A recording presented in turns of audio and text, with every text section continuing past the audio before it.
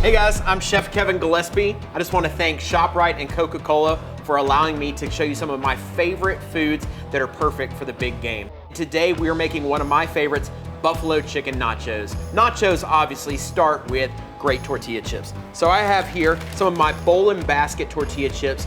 I'm gonna go ahead and spread these out on a baking sheet. I have a little bit of aluminum foil down just to help make it a little bit easier to clean up. For the chicken itself, you get a couple of options here. If you wanna keep this super easy, grab a rotisserie chicken from the deli section, or you can do what I did. I'm using an oven-ready roaster chicken from ShopRite. I put this in my slow cooker and I've allowed it to cook until it's really super tender. Obviously, buffalo chicken means a nice spicy pepper sauce, and we really wanna make sure that we get our sauce on everything. Once you get it really nice and coated in this sauce, and I mean really coated, then let's go ahead and spread it out on our tortilla chips here. When I'm thinking about buffalo chicken, obviously the question comes, what kind of cheese do we use?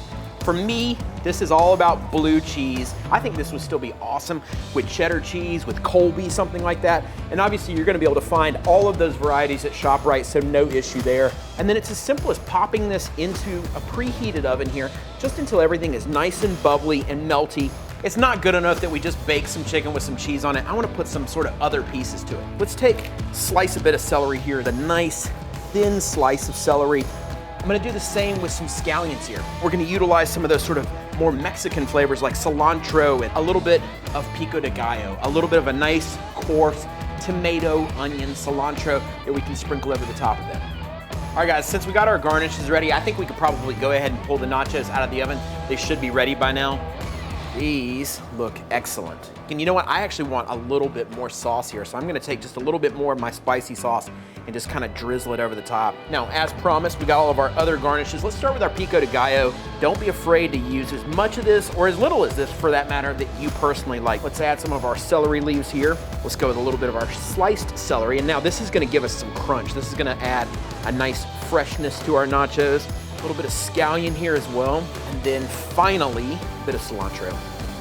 I personally think this looks fantastic. I get super excited every time I see a big giant pan of nachos. So let's get a taste here. Let's find a good one. Let's try it. Man, that's got it all. To me, guys, this is about as perfect as nachos get. Really beautiful, nice and spicy, a lot of crunch, and obviously nothing goes better with nachos than an awesome, refreshing Coca-Cola. So I hope you enjoyed it, guys. Try this at home when you get a chance. Enjoy the big game.